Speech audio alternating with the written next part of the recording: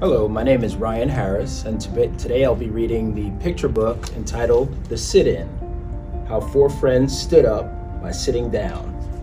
This book was written by Andrea Pinkney and illustrated by Brian Pinkney. The publishers for this book is Little Brown and Company from New York and Boston. We must meet hate with love. These were Dr. Martin Luther King Jr.'s words that got them started. Four hungry friends, eager to eat, each took a seat at the Woolworth's lunch counter in Greensboro, North Carolina. It was David, Joseph, Franklin, and Ezel. They sat quiet and still, with hearts full of hope. With Dr. King's words strong and close, they were college students with a plan. It was February 1st, 1960. They didn't need menus. Their order was simple. A donut and coffee with cream on the side. Woolworth's was busy, so the friends waited patiently, silently, without a fuss. They were the only black kids at the counter. David, Joseph, Franklin, and Ezel, they sat while everyone got served. At first, they were treated like a hole in a donut, invisible. Others tried to ignore them. The waitress watched and refused them. This was a sign of the times, whites only. This was the law's recipe for segregation. Its instructions were easy to follow. Do not combine white people with black people. Segregation was a bitter mix. Now it was the friends' turn to ignore and refuse. They ignored the law, and they refused to leave until they were served. Those kids had a recipe too. A new brew called integration. It was just as simple. Combine black and white to make sweet justice. For them, integration was better than any chef's special. Integration was finer than homemade cake. Integration was a recipe that would take time. So David, Joseph, Franklin, and Ezel, they sat quiet and still, with hearts full of hope, with Dr. King's words strong and close. Be loving enough to absorb evil. They sat straight and proud and waited and wanted a donut and coffee with cream on the side. After sitting and waiting and wanting, a police officer came, but the friends wouldn't leave. The police officer didn't know what to do. The students were doing nothing wrong. No crime in sitting, no harm in being quiet, no danger in looking hungry. The officer left the lunch counter without doing anything. The Woolworth's man stood and turned off the lights. He announced, "Woolworth's is closed." So the customers left, including the four friends who went home to dinner where they were served first. News had already spread about the sit-in. David, Joseph, Franklin, and Ezel got their names in the paper. The next day, February 2nd, 1960, more students showed up at the lunch counter, sitting still for what was right. No reservations needed at Woolworth's. The students seated themselves. They were dressed in their best clothes. They were polite and determined. No guesswork for the waitress. The young people knew the menu by heart. They ordered. No food came, so they sat in silence and waited and wanted a donut and coffee with cream on the side. The waitress reminded them, it's whites only, but those kids wouldn't budge. They wouldn't move. Until they were served, they refused. And they wanted some food, a donut and coffee with cream on the side. To pass the time, the students read their school books. They wrote in their journals, they finished their homework. They didn't need to read the menu, so they studied for tomorrow's test. What had started in Greensboro spread faster than grease fire. There were lunch counter protests in Hampton, Virginia, Nashville, Tennessee, Montgomery, Alabama, Atlanta, Georgia, and many other southern towns.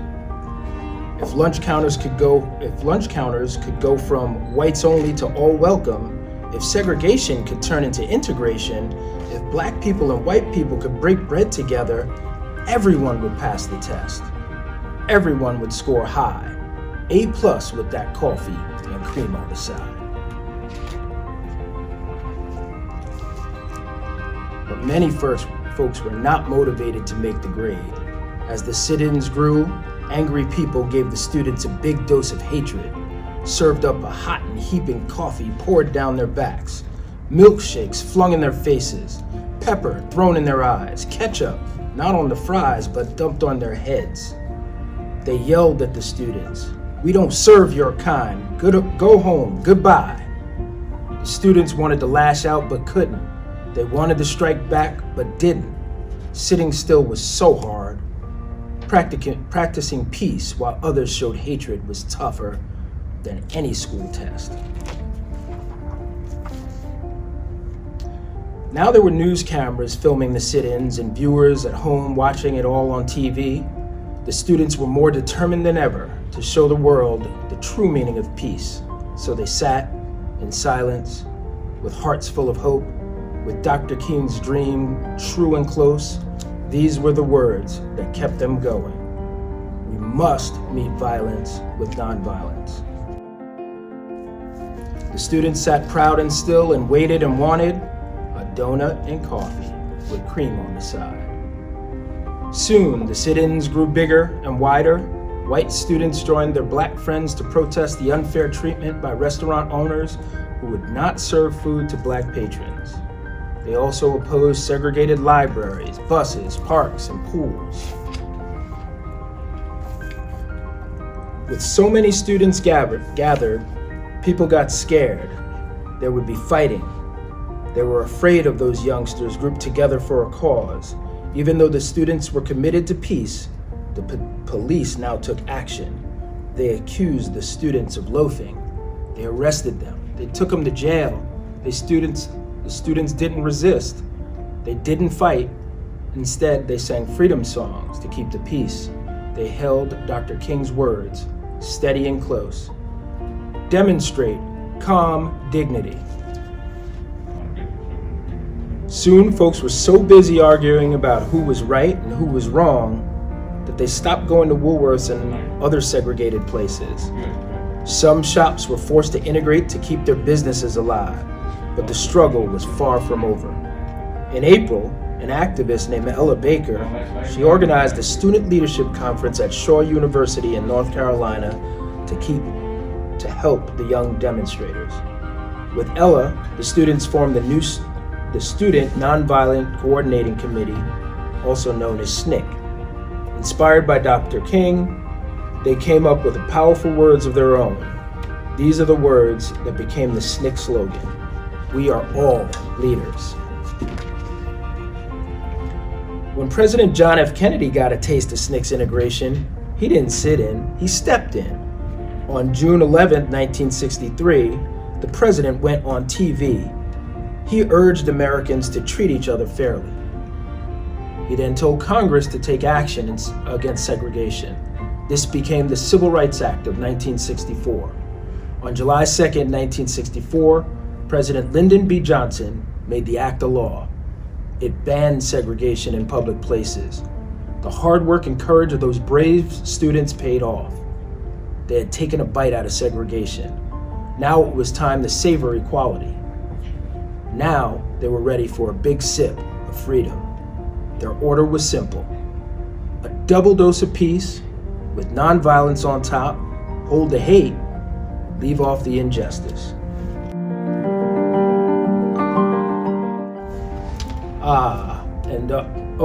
Integration sure tasted good. Those courageous young people enjoyed every bit. They came back to Woolworths for seconds and thirds, and for many helpings after that. When the sit-ins were all done, the students left a big tip: a donut and coffee with cream on the side. It's not about food, it's about pride. These were the words that filled them up.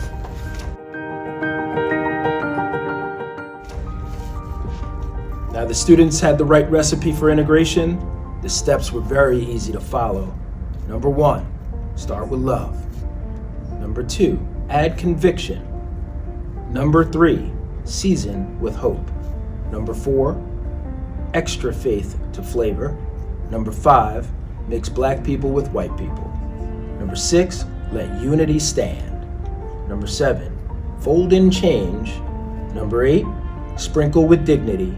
Number 9, bake until golden. Number 10, serve immediately. Makes enough for all. After weeks of sitting, when their backsides ached. After months of being still, when their feet fell asleep. After years of praying for laws to change. When they were so hungry for equality, the young people finally got what they ordered. It was worth the wait. It was served to them exactly how they wanted it. Well done. That's the end of this picture book, but the last couple of pages give a interesting timeline about acts that happened during the civil rights. The Greensboro sit-ins were one of the many events that comprised a time in America's history known as the Civil Rights Movement, a series of happenings in which people came together to end racial discrimination. In 1954, the Supreme Court ruled segregations in public schools unconstitutional in the landmark case Brown versus Board of Education. In 1955, Rosa Parks, an African-American seamstress, refuses to give up her seat to a white passenger at the front of a segregated bus in Montgomery, Alabama. In 1957, Dr. Martin Luther King Jr. helps establish the Southern Christian Leadership Conference, SCLC. In September of the same year, 9 black students in Little Rock, Arkansas enrolled in Central High School despite being barred from entry by the Arkansas governor. In 1960, the Greensboro sit-ins begin, which was the subject of this book. In 1961, freedom rides start when more than 1,000 student volunteers, both black and white, travel on buses throughout South to test the laws that prohibit segregation. In 1962, President John F. Kennedy sends thousands of federal troops to help drive back angry mobs at the University of Mississippi.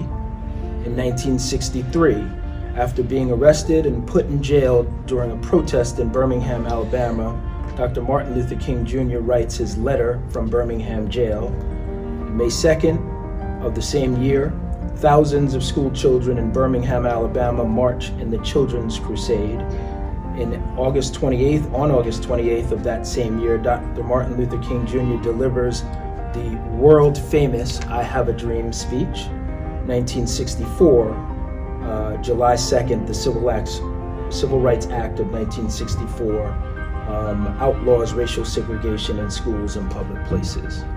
And the very last page of this picture book shows a photo of the actual sit-ins in Woolworth.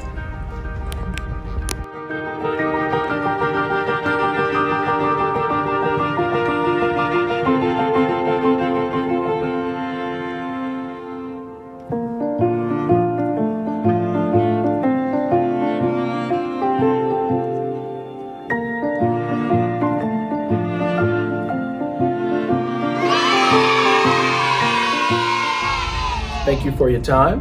I hope you enjoyed the book that I just read, Sit In, How 4 Students Stood Up by Sitting Down. I want you to look forward to many more readers coming up.